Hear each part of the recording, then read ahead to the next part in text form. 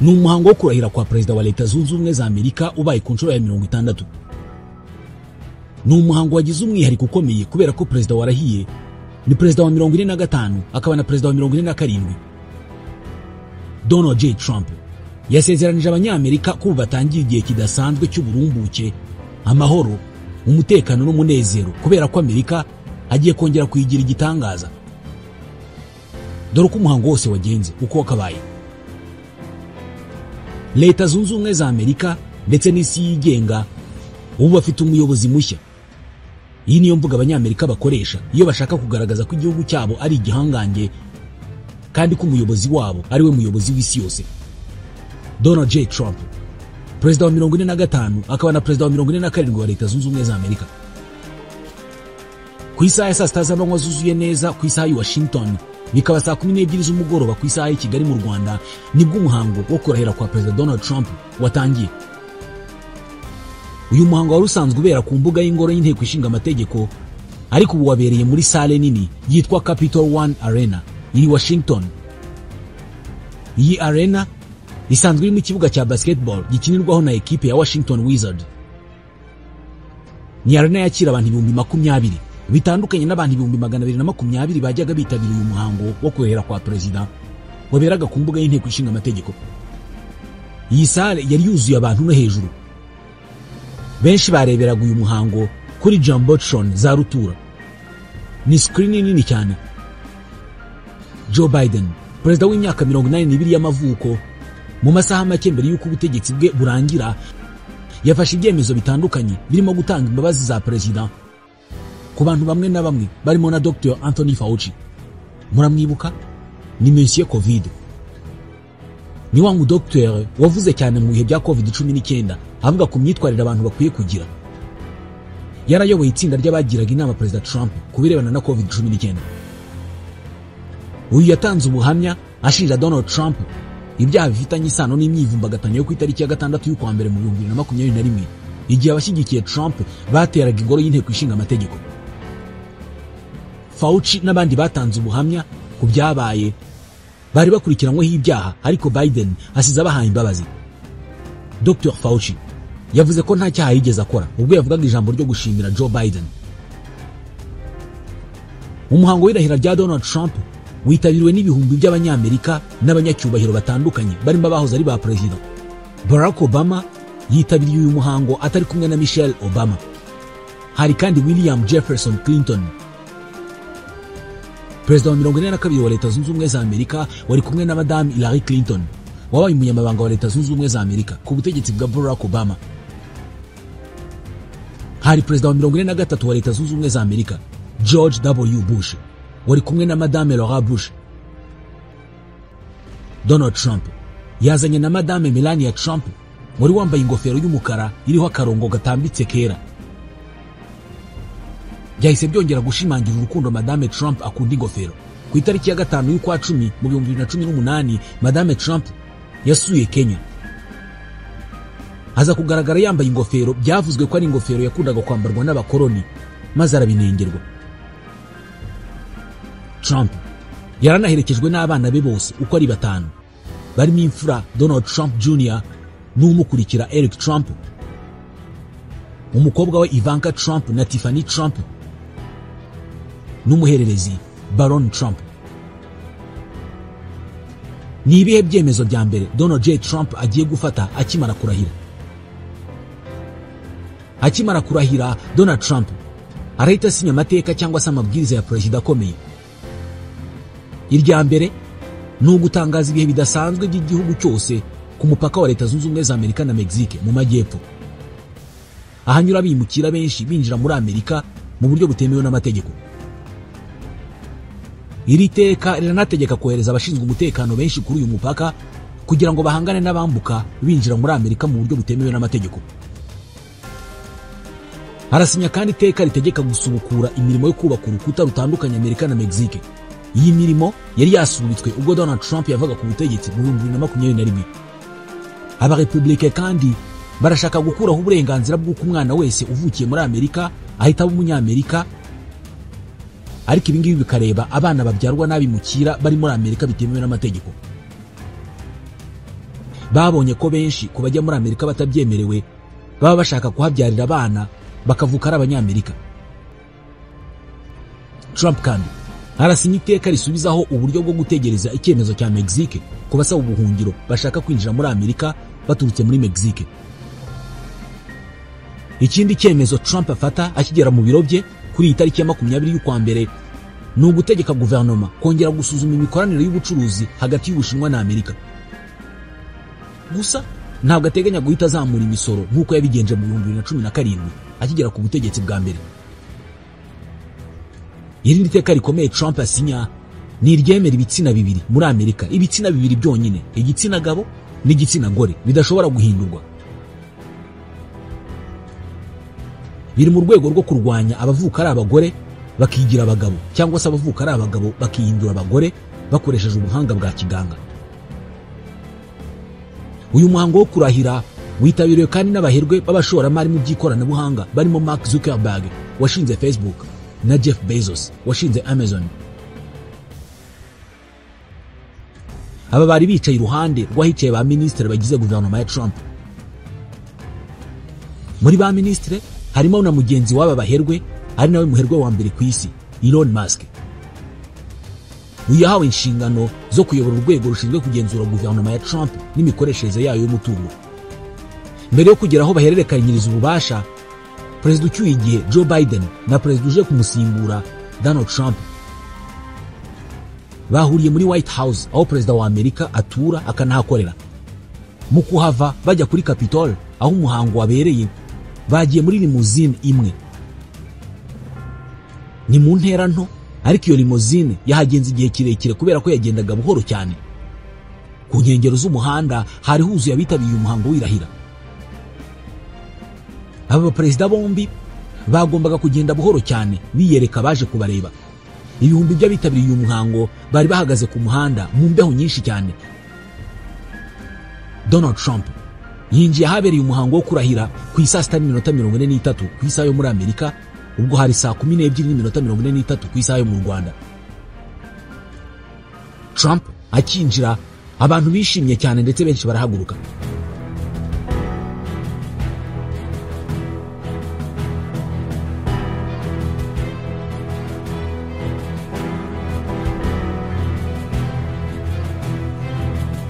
Donald Trump agiye ku butegetsi agiye kumaraho imyaka 4 afatanyije na James David Vance warahiriye kuba vice president we. J.D. Vance yari asanzwe ari senateur wa Ohio. Mbere yuko Trump arahira habanje isengesho. Cardinal Timothy Dolan arikepiskopi wa New York na Reverend Franklin Graham nibo bayoboye iri sengesho. Reverend Graham ni inshuti nziza cyane ya Donald Trump. Mu isengesho yashimiye Imana yarinze Trump abanzi be bose, anashimira Imana yamurinze we na Melania. Yashimiye Imana yahaye Donald Trump abanyamerika ndetse n'isi yose. Yasabye ko J.D. Vance yaza umufasha mwiza wa Donald Trump. Ku itariki nk'iyi mu kwezi kwa mbere mu 2021 Joe Biden yavuze ijambo nka perezida mushya watowe. Ati nzaba perezida wa bose, perezida w'abanyamerika bose muri rusange. Ati nzakorera abantoye n'abatarantoye kandi ndabasezeranya ko nzabigeraho dufatanije. Ati murabona ko dufite vice president w'umugore. Ibi ngibi bikaba byerekana ko impinduka zishoboka mu gihugu cyacu. Yakomeje avuga ko politike itagomba gutuma abanyamerika barwana cyangwa se badakorana, abasaba gufatanya kugira ngo ibyo byose bihinduke, cyane ko yemeza ko bishoboka. Ati ibibazo byose twanyuzemo twakomeje kubitsinda. Ati dushobora gufatanya na bagenzi bacu tukabana mu mahoro, cyane ko nta terambere twageraho tutabanye neza. Ati ubumwe niyo nzira yonyine dufite kandi tugomba kubikora nk'abanyamerika. Ibi nitubikora ntabwo tuzigera dutsindwa. Yavuze kandi ko hari byinshi byo gusana, cyane ko icyorezo cya COVID-19 cyabatwaye abantu benshi, imirimo igahagarara ndetse yakiyongeraho n'ikibazo cy'iterabwoba. Ati byose tugomba kubirwanya kandi tukabitsinda. Ati ubuzima bwanjye bwose bugiye guharanira kubanisha neza abanyamerika. Ati kandi nkabasaba bose kunshyigikira. Ibi byose yavuze hari abanyamerika bavuga ko atabikoze. Uyu munsi perezida ucyuye igihe nta jambo yavuze.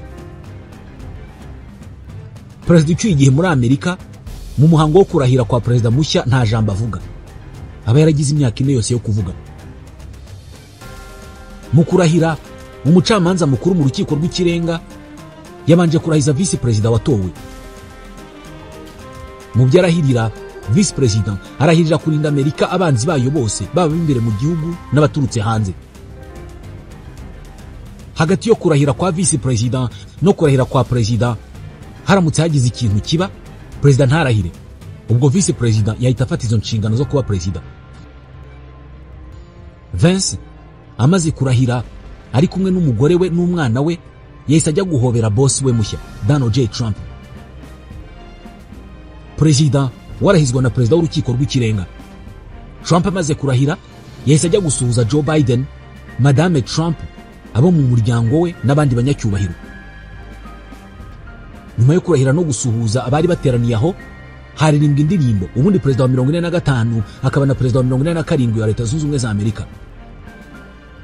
Donald J. Trump yahise ageza ku banyamerika bose ijambo rye rya kabiri nka perezida watowe. Yatangiye avuga ko igihe cy'umunezero, igisekuru kitagira uko gisa, gitangiye ku banyamerika. Ati Amerika igiye gutera benshi ishyari, kandi ntawe tuzemerera kudutwara uyu munezero. Ubutegetsi bwa Trump buzashyira Amerika imbere y'ibindi byose. America first. Ati umutekano wacu ugiye kugaruka, umuco wo kudahana ugiye kuvaho. Tugiye kurema igihugu gituje, gikize kandi kigenga. Amerika igiye kuba igihangange kandi igira umwihariko itigeze igira mbere. Ati ngarutse mfite icyizere kitagira ingano ko tugiye kubaka igihugu gikomeye.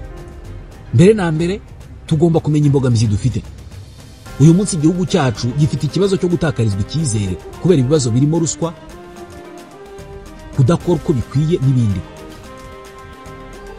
Ati twari dufite ubutegetsi budashobora kwikemurira ibibazo bito cyane kandi bisanzwe. Igihugu cyacu cyuzuye abanyamahanga n'abagizi ba nabi binjiye mu gihugu bavuye hanze. Ati igihugu cyacu ubu ntabwo gishobora guha abaturage bacyo ibikenewe by'ibanze. Ati tugiye kurinda imipaka yacu ku rwego rutigeze rubaho mbere. Perezida Trump yihanganishije leta ziri mu bibazo by'ibiza nka California. Ati aba bantu bananiwe gufashwa kubera ibibazo igihugu cyacu kirimo. Ati dufite urwego rw'ubuvuzi rudashobora gutanga ubufasha bw'ibanze. Dufite uburezi buteye isoni. Atari ko ibi byose bigiye guhinduka guhera uyu munsi kandi bizakemuka byihuse. Yavuze ati itorwa ryanjye ni inshingano yo guhangana n'ibi bibazo byose birimo n'ubugambanyi bwabayeho. Ati kuva kano kanya Amerika itangaje ko ibyo byose birangiye. Ati ubwigenge bwacu ntabwo tuzongera kubwimwa. Ati nize cyane ko urugendo rwo gusubiza igihugu cyacu ubwigenge rutigeze rworoha. Ati murabizi ko mu minsi mike ishize bashatse kuntwara ubuzima ubwo nari muri Pennsylvania. Ati ndabamenyesha ko narokowe kubw'impamvu Imana yandokoye kugira ngo gira Amerika igihangange. Ubwo yavugaga ibi, abantu bahagurutse bakoma amashyi bahagaze. Yavuze ko ibyo azakora byose azabikorana umuvuduko n'intego ifatika. Yavuze ko agiye gukorera abanyamerika bose atarobanuye. Ati itariki ya 20 y'ukwa mbere mu 2025 ni umunsi w'ubwigenge kuri Amerika. Intsinzi yacu yakoranyirije abanyamerika bose inyuma ya gahunda yacu. Twagize intsinzi twahawe n'abanyamerika bose, baba birabura, abakomoka muri Aziya n'ahandi. Ati ndashaka gushimira cyane abirabura n'abahispanike kubera uburyo mwantoye. Ati uyu munsi wo kurahira wanahuriranye n'umunsi wahariwe Martin Luther King. Ati dufatanyije inzozi za Martin Luther tugiye kuzigira impamo. Ibi nabyo bivuze abantu bahagurutse bakoma amashyi. Ubumwe bw'abanyamerika buragarutse, niko yavuze. Ati ntabwo tuzigera twibagirwa igihugu cyacu, ntituzibagirwa itegeko nshinga ryacu, kandi ntituzibagirwa Imana yacu. Ati ibyo ntitwabikora. Uyu munsi ndasinya amateka atandukanye agamije kugarura Amerika yacu. Ati mbere na mbere ndatangiza ibihe bidasanzwe ku mupaka wacu w'amajyepfo. Iri ni irindi jambo ryahagurukije abari bitabiriye uyu muhango. Atabinjira muri Amerika bose batabyemerewe bazajya bahita bahagarikwa basubizwa aho bavuye. Tugiye kugarura gahunda ya Remain in Mexico. turashyira mu bikorwa icyitwa catch and release. Ati ndohereza ingabo ku mupaka kandi abacuruzi ibiyobyabwenge muri Amerika bagiye gufatwa nk'abaterabwoba b'abanyamahanga. Ndatanga amabwiriza yo gukuraho amatsinda y'abagizi ba nabi bose b'abanyamahanga. Nk'umugaba w'ikirenga w'ingabo za Amerika mfite inshingano ya mbere yo kurinda igihugu cyacu. Ati ndategeka guverinoma yanjye gukora ibishoboka byose izamuka rusange ry'ibiciro rihagarare. Amerika igiye kongera kuba igihugu cy'inganda. Ati tugiye kongera kuba igihugu gifite petrol kandi tuzayikoresha. Tugiye kongera kuba igihugu gikize kandi iyi zahabu isukika iri munsi y'ibirenge byacu izabidufashamo. Trump agiye gukura Amerika mu masezerano yo kurengera ibidukikije. Ibyo gushyira imbere imodoka zikoreshwa n'amashanyarazi bigiye kuvaho. Buri munyamerika azagura imodoka ashaka, niko yavuze.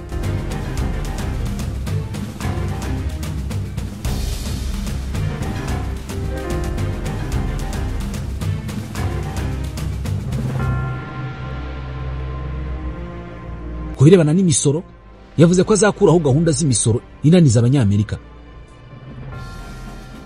Ataho gusoresha abaturage bacu dukiza abanyamahanga, tugiye gusoresha abanyamahanga ngo dukize abanyamerika. Inzozi za Amerika zigiye kugaruka. Ati guverinoma yanjye igiye gukuraho inzitizi zose zibuza abantu kwisanzura mu gutanga ibitekerezo. Ntabwo leta izongera gukoresha imbaraga zayo mu gukandamiza abatavuga rumwe n'ubutegetsi. Ati ibyo mbiziho ikintu kinini. Aha yashakaga kuvuga ko yatotejwe n'abategetsi asimbuye. Ati guhera uyu munsi muri Amerika hagiye kuba ibitsina bibiri byonyine, igitsina gabo n'igitsina gore. Ubwo yavugaga ibyo guca ibirebana no guhindura ibitsina. Yavuze ko bagiye kubaka igisirikare cya mbere ku isi, igisirikare gifite ubuhangange butareberwa ku ntambara cyatsinze, ahubwo bureberwa ku ntambara kirangiza cyangwa se izo kibuza kubaho. Yavuze ko ashaka gusiga umurage w'umunyamahoro cyangwa se umuntu uharaniye amahoro. Ati ubu ngubu ngiye ku butegetsi, imbohe zashimuswe mu burasirazuba bwo hagati ziri mu nzira zisubira mu miryango yazo. Ati Amerika igiye kuba igihugu cya mbere gikize kandi cyubahwa ku isi yose. Uyu munsi igihugu cyacu gifite icyerekezo kidafitwe n'ikindi gihugu icyo ari cyo cyose ku isi, niko yavuze. Ati dufatanyije nta kintu tutakora kandi nta nzozi tutakabya. Nk'uko mumbona hano uyu munsi. Ibi biragaragaza ko abanyamerika bavuze ijambo ryabo. Mpagaze imbere yanyu nk'ikimenyetso cy'uko nta muntu ukwiye kubabwira ko hari ibintu bidashoboka. Yasezeranije abanyamerika ko ari kumwe nabo kandi ko azabarwanira kandi ko bazagira intsinzi batigeze bagira mbere.